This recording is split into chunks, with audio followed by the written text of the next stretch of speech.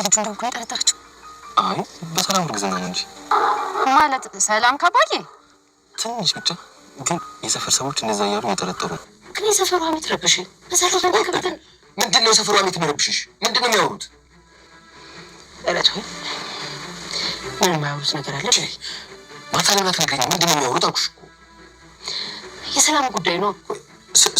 ስለ ሰላም ምን ሰምተው ነው? ለምን አልነግረኝም?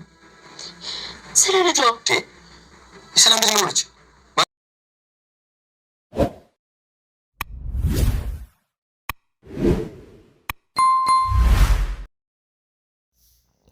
ሰላምዬ በስህተት ዳጣን እንግዲህ እኔም እኮ እናትሽ ነኝ ትላታለች። ዳጣ እንግዲህ በጣም ነበር የደነገጠችው። ይህን ያለችበት ምክንያቱም እንግዲህ ካሜራማኑ ናታን ነበረ ፎቶ እያነሳቸው በጣም ታምራላችሁ፣ ትመሳሰላላችሁ፣ እናትና ልጅ ትመስላላችሁ እያላቸው ነበረ እና በጣም እንመሳሰላለን እንዴ ናታንዬ ነበር ያለችው። እና እሷም እንግዲህ አዎ እናትና ልጅ ነው ትመስሎ ሲል እንግዲህ እናታዳ እናትና ልጅ ከሆነ ስትል እንግዲህ ዳጣ ድንግጥ ብላ ፊቷ ወደ እሷ ትመልሳለች። ሰላም እንግዲህ በጣም ድንግጥ ነበር ያለችው። አንዳንድ ጊዜ የሰው ልጅ ሲደሰት የሚናገረውን ነገር አያውቅምና እሷም በደስታ ውስጥ ነው እንግዲህ እናትና ልጅ ከሆነን ያለችውና እሷም እንግዲህ አይ ማለት እኮ እኔ በጊዜው ባገባና በወልድሽ እኮ አንቺን አይደለም ከአንቺ የምትበልጥ ልጅም ወልጄ ማድረስ እችላለሁ ማለት ይሄ ነው ስትላት፣ እሱማ ልክ ነሽ ሰላምዬ በማለት ነበር የመለሰችውና አንቺ ግን ምንድን ነው ስለ እናት ሲነሳ የሚከፋሽ ነበር ያለቻትና እሷም እንግዲህ ድጋሚ ልታስከፊ ነው እንዲህ ደግሞ ሰላምዬ ነበር ያለችው። ዳጣም እንግዲህ አቶ ደረጀን በተደጋጋሚ እናቴ ግን ደህና ናት ወይ እያለች እየጠየቀችው ነበረ። እሱም እንግዲህ ቃል ተግባብተናል፣ ተነጋግረናል። ስለ እናትሽ ስላትጠይቅኝ እናትሽ በምታስፈልግሽ ጊዜ እኔ እናንቺ እና እናትሽን ለማስተዋወቅ እንግዲህ የምችለውን ነገር ሁሉ እያስተካከልኩኝ ነኝ። በድጋሚ 10 ጊዜ እናቴ እናቴ እያልሽ እየጠየቅሽኝ እኔም እንድጨነቅ አታድርጊኝ ነበር ያላትና እሷም እንግዲህ አባዬ በቃ አንተ ከምትጨነቅ ይቅርብኝ እና አንተ ነገሮች ሁሉ ሲስተካከሉለት ታስተዋውቀኛለህ እያለችው ነበረ የምትገኘው ማለት ነው። እና እንግዲህ እሱም ከዚህ ሰላም የምታደርገው እንክብካቤም ሰላም ነስቶታል ማለት ነው። እንግዲህ ለዳጣ በጣም ብዙ እንክብካቤ እያደረገች ነው። ምግብ ቋጥራ ውጭ ድረስ ስትሄድ ምግብም እየቋጠረች እየሰጠቻት ነው። እና ቤት ውስጥም አብረሽኝ ተኝ የሆነ ላይ በቃ አብረን የምናድረው የምታደርገው እንክብካቤ በጣም ለየት ያለ ነገር ነው። እና እሱ ግን ይሄ ነገር እንዲነቃ ወይም ደግሞ የሆነ ጥያቄ በሰዎች አእምሮ ውስጥ እንዲፈጠር እያደረግሽ ነው። ለምንድን ነው ከሌሎቹ ልጆች የተለየ እንክብካቤ የምታደርጊው የሚል ጥያቄ እያስነሳባት ይገኛል ማለት ነውና እሷም እንግዲህ እኔና ልጄ እኮ በቅርብ ነው የተገናኘ ነው፣ ስለዚህ ናፍቆቷን እንኳን እስከምወጣ ትንሽ ቀን ታገሰኝ እያለችው ነበረና እሱም እንደዚህ አይነት ነገር የለም ልጅሽን መንከባከብ ብትፈልጊ ግልጽ በማይሆን ነገር እና በቃ ለሰዎች በማያስነቃ መንገድ ልጅሽን መንከባከብ አለብሽ ነበረ ያላትና እንግዲህ አቤጌልም እንግዲህ ወይዘሮ ማርታም በአይምሮ ውስጥ ሌላ ጥያቄ በቃ እንዲፈጠር እያደረገች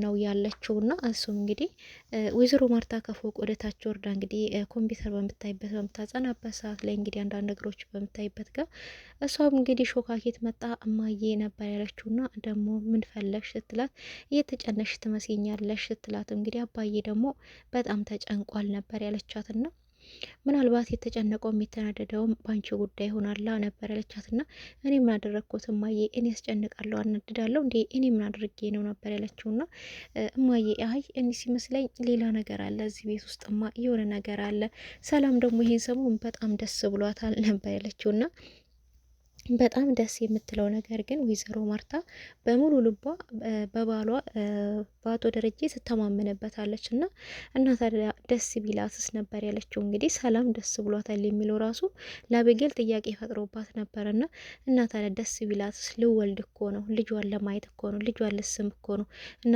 ለምን ደስ አላት ብለን ደግሞ ይሄንን ምን ጠይቃት እንዴ ነበር ያለቻትና አንቺ ልጅ ስራ የለብሽም እኔ ስራ አለብኝ ዞር በይልኝ ካጠገቤ ነበር ያለቻትና እሱም አይ እማዬ ባለፈው ራሷን ስታ ሆስፒታል ገባች። ደግሞ ቤትም አልነበረችም። ምንድነው እንዴት ነው የሚለው ጥያቄ ምንም አይነት ነገር የተጠየቀ ነገር የለም። አባዬም ይህን ሰሞን ለየት ያለ ጭንቀት ነው እየተጨነቀ ያለው። እሷና ዳጣ ደግሞ እዚህ ቤት ውስጥ የሆነ ሚስጥር አላቸው ነበር ያለችውና አንቺ ልጅ ስራ የለብሽም ከአጠገቤ ሂጂልኝ ነበር ያለቻት ወይዘሮ ማርታ። በምንም ታምር እንግዲህ ልታዳምጣትም አልፈለገችም ነበረና ነገር ግን በቃሽ አንድ ነገር ብቻ ልንገርሽ የምጥን እናት ያለችሽን ነበር ያለቻትና እንግዲህ አሁን ደግሞ የሰፈር ወሬ የመንደር ወሬ አምጥተሽ ደግሞ ከጎረቤቴ ልታጣልኝ ነው የቀረሽ ደግሞ ምን ልትይ ነው ነበር ያለቻትና እሷም እንግዲህ መጀመሪያ በጣም ደስ ያላት እንግዲህ ሰላም ልጇን ልወልድ ስለሆነ ነው ብትል እንግዲህ ልጅ መውለድ ያስደስታል ወይ ነበር ያለችው። አዎ ያስደስታል፣ እኔም አንቺን ልወልድ ስል እንደዚህ በጣም ደስ ብሎኝ ነበር ያለችውና በቃ እማዬ እንደዛ ከሆነ እኔም ናታን አግብቼ እወልድልሻለሁ ነበር ያለችው። እንደውም ለወይዘሮ ማርታ የምትወልድ ነው የሚመስለው አነጋገሯ እዚህ ጋር ና እወልድልሻለሁ ነበር ያለቻትና እሷም ወገኛ ነበር ያለቻትና ከዛ ቀጥላ ነው እንግዲህ የሰፈር መንደርተኛ ወሬ ለውሃ እንደዚህ አሏት ብላ እንግዲህ መንገድ የጀመረችውና እሱም እንግዲህ ሰራተኛዋ እዛ ቤት ውስጥ አርግዛ ከማን ያረግዘችው ብላ መጠየቅ ለምን አቃታት? ለምን አልጠየቀችም? ለምን ቤቷን አልመረመረችም? እና ማርታ እኮ አንዳንድ ጊዜ የዋህ ናት የሚል እንግዲህ ሀሜታ ነው። እና ሰራተኛዋ ቤት ውስጥ አርግዛ ስትቀመጥ የልጇን አባት እንኳን አልጠየቀቻትም። የእንግሊዝ ሾክሾክታ ነበረ የነገረቻት እና እሷም እናት ዝም ማለት ስህተት ነው በለሽ ደግሞ ብለሽ የሰው ወሬ የመንደር ወሬ ያመጣሽልኝ ውጭልኝ ካጠገቤ ብላ እንግዲህ በጫማው መታ ነበር ካጠገቧ እያባረረቻት ማለት ነውና እሷም እንግዲህ ይሄ ነገር ጭንቅላቷ ውስጥ ወሬ ጭንቅላቷ ውስጥ ጥያቄ ፈጠረባት። ተሳስቻለሁ እኔ ተሳሳትኩ እንዴ? ሰላም የልጇን አባት አልናገርም ማለች። በግዴታ መናገር አለብሽ ብዬ እሷን ማስጨነቅ ነበረብኝ ወይ? በግድ ተናገሪ ማለት ነበር። ይሄ ነበር ጥያቄ የፈጠረባት። እንግዲህ ናታን ወደ ቤት ከብቶ እማዬ ሲላትም አልሰማችም ነበርና በሀሳብ ሄዳለች ወይዘሮ ማርታ። በርግጥ መጠየቅ ነበረብኝ ወይ? ባሌን መጠርጠር ነበረብኝ ወይ? ሰራተኛዋን ከባሌን ያረገሽው ብዬ መጠርጠር ነበረብኝ ወይ እያለች እንግዲህ እየተጨነቀ በሀሳብ ሄዳ ነበር። ናታን እንግዲህ በተደጋጋሚ እማዬ ሲላት ምንም የምትሰማው ነገር የለም ነበርና እንግዲህ መጨረሻ ጊዜ ጠጋ ብሎ እማዬ ያለሽ ሲላት እንግዲህ አዋለሁ ናታንዬ በሀሳብ እጅ እኮ ነበር ያለችውና ያው ስጠራሽ እኮ የለሽም እንዴ ምንድን ማየ ብታስቢው ሰላም ነው ነበር ያላትና እስቲ ቁጭ በል ማማከረ ነገር አለኝ ነበር ያለችውና እሱ እንግዲህ እንዳትታዘበኝ ጥያቄ እየፈጠረብኝን ነገር ነው አመጣየቀህ ነበር ያለችውና እሱ ምንድነው ማየ ጠይቀኝ ችግር የለውም ቢላትም እንግዲህ እንዳንተ አይነት ወንድ ልጅ ቢኖረኝ ምን አለበት የመጀመሪያ ልጄ እንዳንተ አይነት ወንድ ቢሆንልኝ ዛሬ እኮ አማካሪ ጓደኛዬ ይሆነኝ ነበር ያለችውና እሱ እንግዲህ እማዬ እኔም እኮ ልጅሽ ነኝ ያለውና አየህ አይደለም የሰው ልጅ አይሆንም እናቴ ብሆን አንቺም እኮ አትልም ነበረ አንቺም እናቴ ነሽ እኔም እኮ ልጅሽ ነኝ አትልም ነበረ ልጅ ስላልሆንክ ነው አታታለኝ እንደዚህ ነበር ያለችውና እውነት ነው የሰው ልጅ አይሆንም ለጊዜው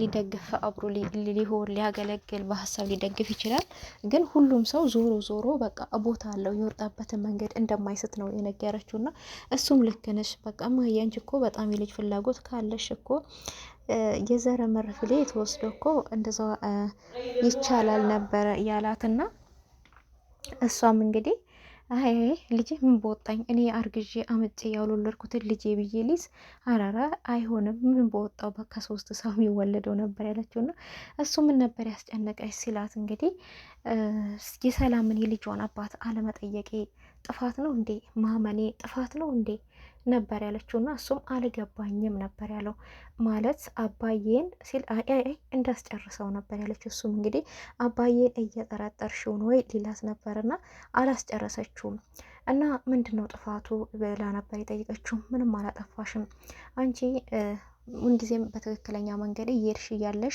የመንደር ወሬተኞችን ደግሞ መስማት የለብሽም ሰው የሚለው አይጠፋበትም ነበር ያላትና ደግሞ አባዬ ታማኝ ነው ለቤቱም ደግሞ በጣም ታማኝ ሰው ነው ግን ሰው ፍጹም አይደለም ነው ያላት ሰው ፍጹም አይደለም መጠርጠር አልነበረብሽም እሷም የልጇን አባት መናገር አለባት ሰላም ነው ያለውና እንግዲህ ሰላም የልጇን አባት መናገር አለባት ነገር ግን አንድ ታሪክ ልንገርሽ አንድ ሰው ወደ ገበያ እየሄደ ነበረ እሱም እንግዲህ ወደ ገበያ ሲሄድ አንድ ሰውዬ መንገድ ላይ ይመጣበትና አንተ እኮ አህያ ነክ ለምን ወደ ገበያ ትሄዳለህ ነበር ያለው። እሱም እንዴት አህያ ትለኛለህ በማለት ከሰውየው ተደባደበ። ትንሽ ፈቅ ሲልም ሁለት ሰዎች ይመጡበታል። እነሱም ደግሞ እንዴ አንተ አህያ ነክ እኮ ብቻህን ለምን ገበያ ትሄዳለህ ይሉታል። እሱም እኔ አህያ ነኝ እንዴ ለምሰው ሁሉ አህያ ይለኛል እያለ በጭንቅላት ውስጥ እንግዲህ ጥያቄ እየፈጠረበት አሁንም ገበያው በር ላይ ሲደርስ ሶስት ሰዎች አንተ እኮ አህያ ነህ ለምን ገበያ መጣ ብቻህን ነበር ያሉት። እሱም እንዴ አህያ ነኝ እንዴ በቃ እኔ አህያ ነኝ በማለት አህዮች ተራ ገብቶ ከአህዮቹ ጋር ቆመ ነበር ያላትና እና ሌሎች ሰዎች በሀሳብ እንግዲህ ይህንን ያስበው ምንድን ነው ሰዎች እንግዲህ በሰዎች እንደገመቷችሁ በሰዎች እጅ ውስጥ አትሆኑ፣ በሰዎች አይምሮ ውስጥ አትግቡ ለማለት ፈልጎ ነውና እንግዲህ ወይዘሮ ማርታ እሷም አመሰግናለሁ ይህን ሀሳብህን እኮ ነው የምወድልህ ብለዋለች ማለት ነው። ነገር ግን እሱ አንዳንድ ሀሳቦችን ቢያካፍላትም እሷ ግን አሁንም አይምሮዋ ሊረጋጋ አልቻለም። ወይዘሮ አቤጌልም ደግሞ መስተፋቅር ካልተሰራልኝ እያለች ነው።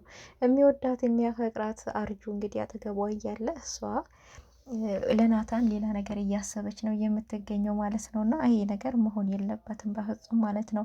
ከሆነም አርጁ ያደረገውን አርግቶ እሷን ይውሰዳት እንጂ እሷ ፍጹም ናታንን አትገባውም ለናሳ። ምናልባት ትስተካከልም ሊሆን ይችላል፣ ግን ደግሞ ከዳጣ ጋራውን እፍ ያለ ፍቅር ውስጥ ናቸው ያሉት ማለት ነው። እና ቢሆንም ደግሞ በእንደዚህ አይነት መንገድ መሆን የለበትም። እሱ እንግዲህ ወደ ህንድ ሀገር ሄጄ የሚሉትን ነገር አመጣልሻለሁ እንግዲህ ትኬት ቁረጭልኝ ነበር ያላት እና እሷ አንተን እኔን አትወደኝም ማለት ነው በማለት እንግዲህ ነበር ካጠገቡ ሄደችው እና እሷም እኔ እኮ በጣም ነው የምወድሽ ብላትም አትወደኝም ነው ያላችው። እንግዲህ እሷም በጣም ነው የምወድሽ ምንድን ያላት የተመረቀች ላም ነው ብትመሲው ነበር ያላት። የተመረቀች ላም የተሞሸረች ላም ነበር ያላት። እንግዲህ ይሄ ነገር እሷን አናዷት እንግዲህ ለመጨረሻ እንግዲህ ተለያይቶ ትታው ሄዳለች ማለት ነው። እና የወይዘሮ ማርታ እንግዲህ ጥያቄ አሁን አፋጧለች ማለት ነው አቶ ደረጀን።